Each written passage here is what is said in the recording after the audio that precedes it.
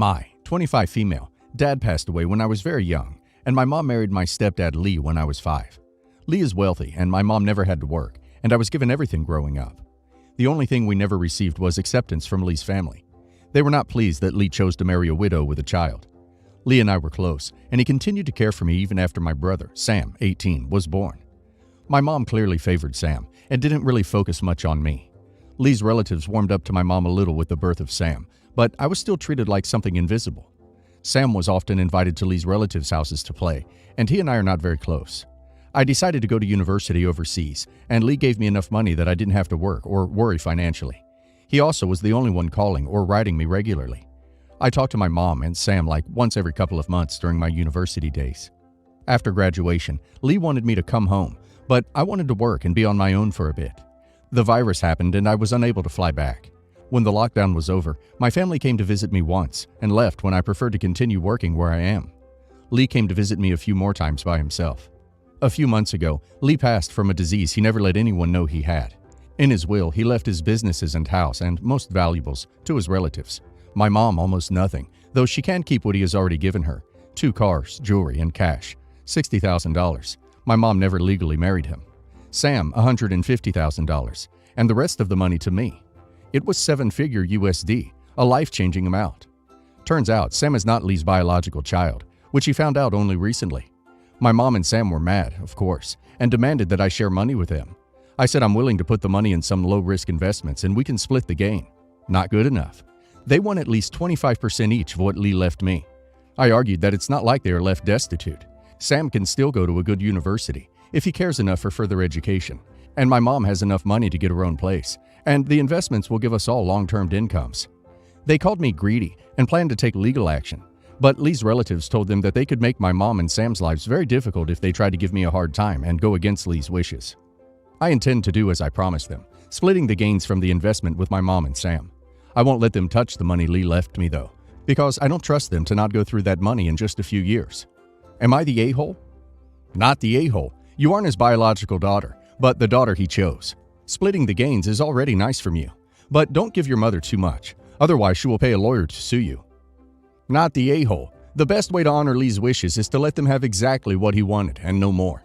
They aren't entitled to what Lee plainly didn't want them to have. Not the a-hole. Keep the money you inherited and do what you want with it.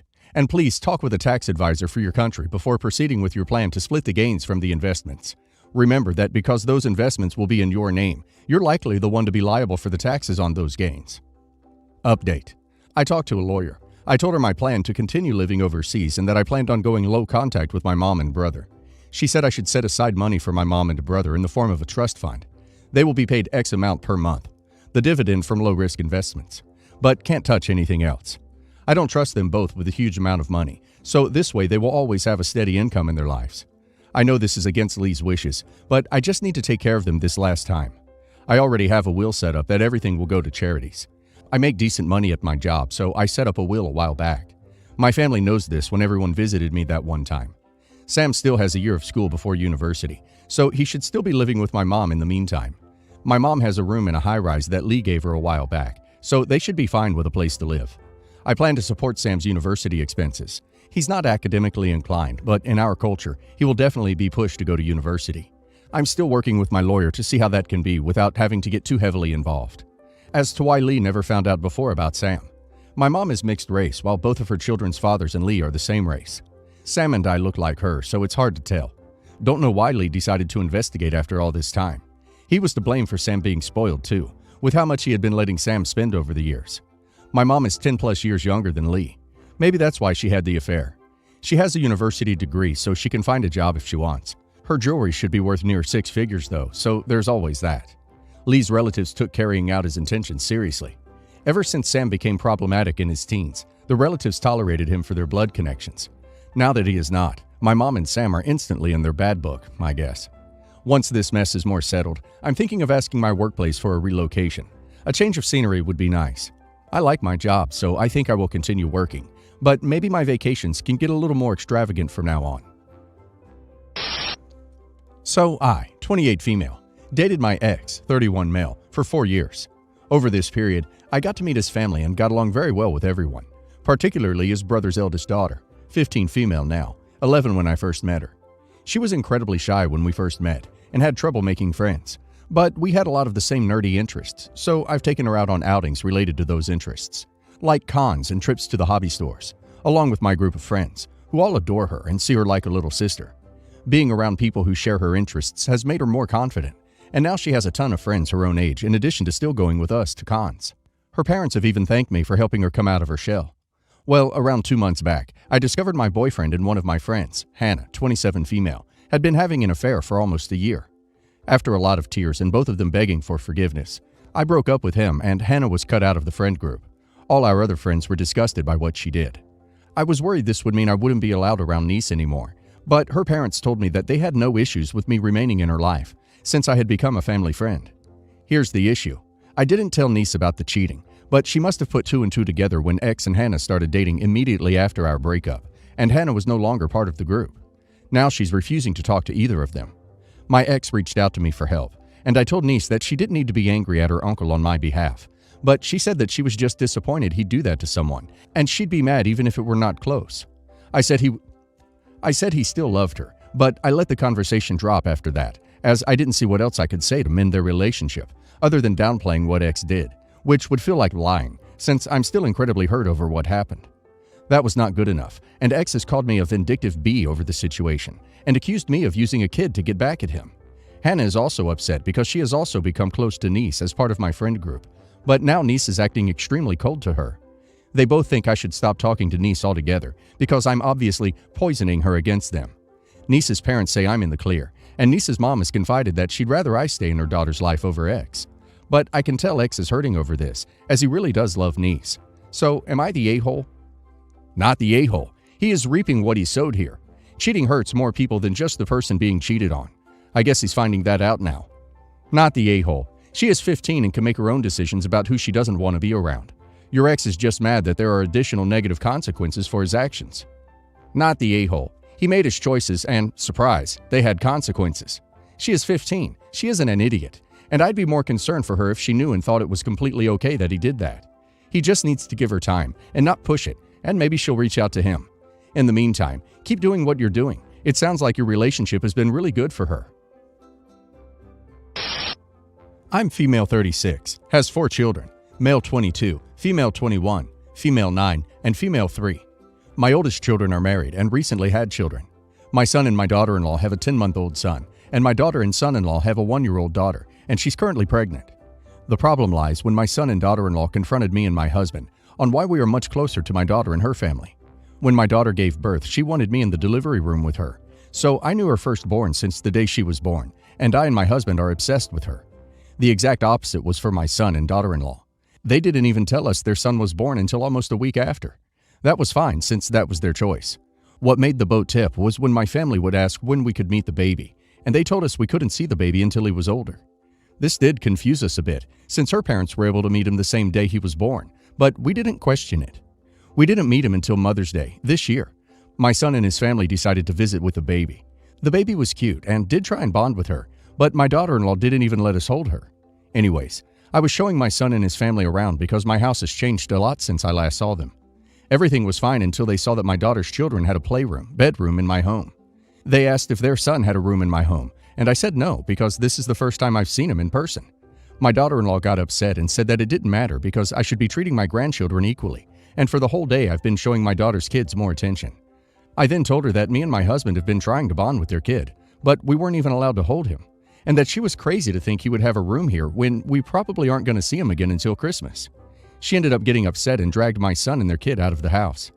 I thought everything was fine, until on Facebook I saw her making posts about bad grandmothers, which were directed towards me, and I started to feel bad, so read it. Am I the a-hole? Edit. In no way have I done anything to my son and daughter-in-law. I and daughter-in-law were very close until they got married. I didn't want her to marry my son because of the way he treated her and carried himself. I've tried to get my son help, but he refuses, so that's why our relationship is strained. Once they got married, they weren't very close to me anymore. I've always invited them over and let them know my home is always open, but they declined any offer and stopped seeing my family until Mother's Day. Not the a-hole. I don't know what daughter-in-law expected. You don't really have a relationship with their child, and that was not your choice. Not the a-hole. You're closer to the grandchild that you see regularly and have been allowed to have an active role in their life. It'd be different if you just hadn't bothered to see your son's child, but you've tried, and they've actively blocked you from doing so. Sister-in-law just found out that her actions have consequences and doesn't like it. Not the a-hole. They keep the grandchild from you and expect you to have a relationship with him. That makes no sense. These relationships are two-way streets. They aren't fostering. Relationships aren't give and take. They're give and give. Sounds like you're trying to give and they just want to take. I'm finding myself in a bit of a family drama, and I'm not sure if I'm the one at fault here. I'm a 26 female, and I've been engaged to my partner, 27 male, for over a year. We've been meticulously planning our dream wedding, which is scheduled for later this year. It's been stressful, but we're both super excited. Now on to the issue at hand. My younger sister, Emily, 24 female, announced last week that she's pregnant. It was a surprise, but our family is supportive and we're all happy for her. The problem? Her due date is just a few days before my wedding. Emily asked me to move my wedding date so she could comfortably attend and enjoy the day. She fears she'll either be heavily pregnant or just have given birth around my wedding date. I was shocked by her request. We've booked the venue, sent out invites, arranged catering and everything else. Plus, our wedding date has a special significance to us. It's the anniversary of when we first met. I refused and told Emily that while I understand her concern, it's not feasible to reschedule everything now. She didn't take it well and said that I'm being selfish, prioritizing my wedding over her first child. My parents are trying to stay neutral, but I can tell they're upset with the situation too. Now I'm getting the cold shoulder from Emily and some passive-aggressive comments from my relatives. I'm feeling guilty and second-guessing my decision, but also feel like I'm being asked to give up a lot here. So, am I the a-hole for not changing my wedding date for my sister's pregnancy? Not the a-hole. I've been planning this day for 18 months. You'll only have been planning it for 9. Could you move your delivery date up a month or two instead? Not the a-hole. She's pregnant, not ill. Women are perfectly capable of doing things up to and including on their due date.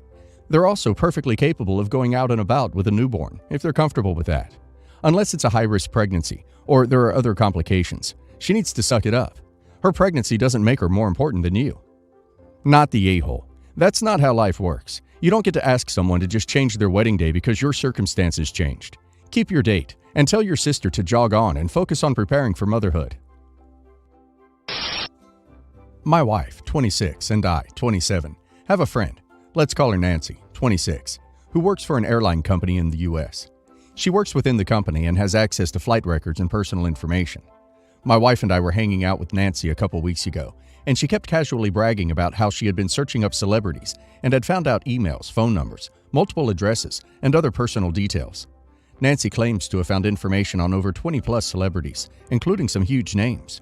My wife and I both mentioned that it probably wasn't a good idea, and if she got caught, she'd likely be in some big trouble.